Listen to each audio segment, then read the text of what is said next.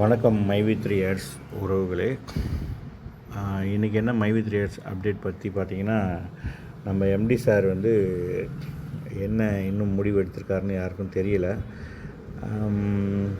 இன்னையோட வந்து 2 நாள் ஆச்சு, 3 நாள் ஆகிடுச்சு. 3ஆம் தேதி பெயில் கிடச்சி 4ஆம் தேதி வெளியே வந்துட்டார். 2 நாள் ஆயிடுச்சு. அவர் வந்து அவருடைய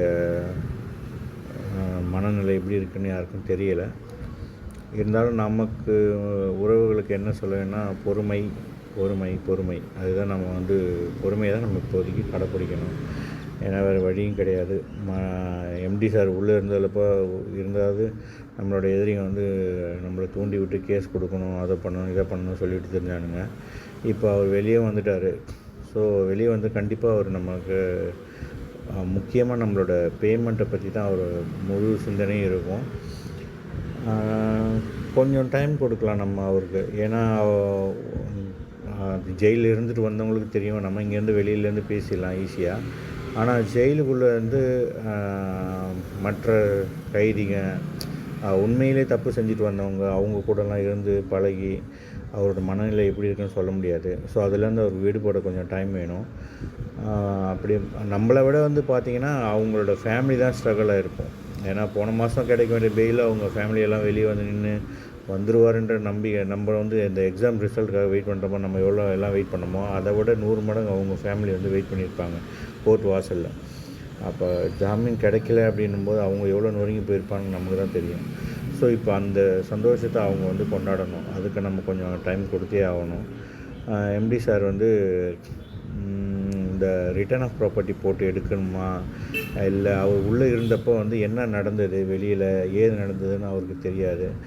வக்கீல்கள் சொன்னாங்களா என்னன்னு தெரில. ஸோ அதெல்லாம் வந்து நம்மளோட எல்லாத்தையும் தெரிஞ்சுக்கிட்டு நம்மளோட எதிரிங்களோட அடுத்த கட்ட மூவ் என்னவாக இருக்கும், நம்ம இதை செஞ்சால் அவங்க வேறு என்ன செய்வாங்க, அதெல்லாம் பற்றி நம்மளோட டைரக்டர்ஸை அவங்க கூட அத்தாரிட்டி மெம்பர் அவங்க கூட கலந்து பேசிட்டு அதுக்கப்புறம் அவர் ஒரு முடிவு எடுப்பாருன்னு நம்புவோம். கூடிய சீக்கிரம் எல்லாருக்கும் பேமெண்ட்டு போட்டுருவார், அந்த நம்பிக்கை நிச்சயம் இருக்குது. ஏன்னா எம்டி சார் வந்து எப்படி சொல்கிறது, அவர் வந்து பரம்பரையான பணக்காரங்க. அவங்க இந்த காசு பணம் தான் முக்கியம் அப்படி இருந்தால் அவர் கண்டிப்பாக ஜெயிலுக்கு போயிருக்க மாட்டார். ஏன்னா இந்த மக்கள் தான் முக்கியம், மக்கள் வந்து ஏமாற்றக்கூடாது அப்படின்ற இதில் வந்து கொள்கையில் இருக்கார்.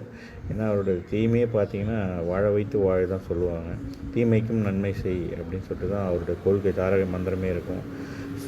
அதனால் வந்து எம்டி சார் வந்து நம்ம வந்து கண்டிப்பாக வந்து டைம் கொடுத்தே ஆகணும் அவருக்கு. அவர் வந்து ஜோனல் ஆஃபீஸ் மூடி இருக்குது, ஹப்பு என்னென்ன ப்ராடக்ட்ஸ் எப்படி இருக்குது, எக்ஸ்பைரி ஆகிடுச்சா என்ன, எப்படி வந்து நம்ம மக்களுக்கு பணம் கொடுக்கணும், லோன் எடுக்கலாமா இல்லை வேறு வழியில், இல்லை அவங்களுக்கு தெரிஞ்ச சொத்து ஏதாவது இருக்குமா, அதெல்லாம் வந்து நமக்கு எதுவும் தெரியாது இல்லையா.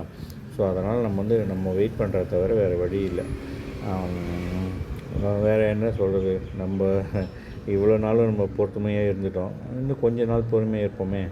எம்டி சாருக்கும் கொஞ்சம் டைம் கொடுப்போம். டைம் கொடுத்து கண்டிப்பாக வந்து அவர் எல்லாருக்கும் பேமெண்ட் போட்டு அவர் சொன்ன மாதிரி 2026 நம்ம கம்பெனி நம்பர் 1 வரணும். அதுதான் எல்லாரோட ஆசையும். மக்கள் வந்து நம்ம என்ன பண்ணோன்னா, நம்ம எம்டி சார் பேமெண்ட் போட்டுட்டாங்கன்னா அதிலிருந்து ஒரு சிறு பகுதி எடுத்து நம்ம என்ன பண்ணணும்னா நம்மளோட கம்பெனி தயாரிக்கிற ப்ராடக்ட்ஸை வாங்கணும். அது வந்து சட்டமாக ஆக்கப்படணும்னு நினைக்கிறேன். அப்படி நினைக்கலனாலும் நம்மளோட மனசாட்சிப்படி நம்ம வந்து என்ன பண்ணணும், அவர் சொல்கிறாரோ இல்லையோ, நம்மளோட பேமெண்ட் போட்ட உடனே நம்மளோட சிறு பகுதியை வந்து அந்த ப்ராடக்ட் நம்ம கம்பெனி ப்ராடக்ட்ஸை வாங்கி நம்ம யூஸ் பண்ணுறதுக்கு வந்து ரெடியாக இருக்கணும்.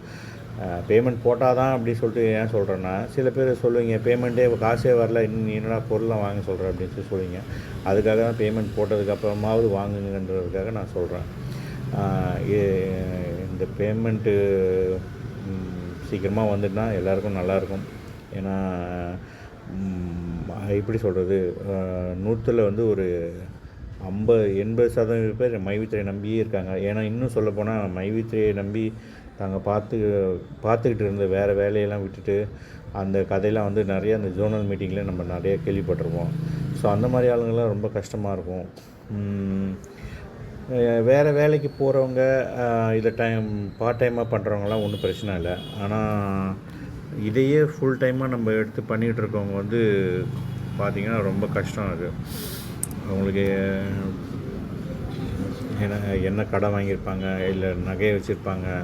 ஸோ எவ்வளோ கஷ்டம் நம்ம எல்லாம் பட்டுட்டோம். இந்த கஷ்டம்லாம் இந்த 2024 முடிஞ்சு 2025 நமக்கு வந்து நல்ல காலம் பிறக்கணும்னு நம்ம எல்லோரும் ஆசைப்பட்றோம்.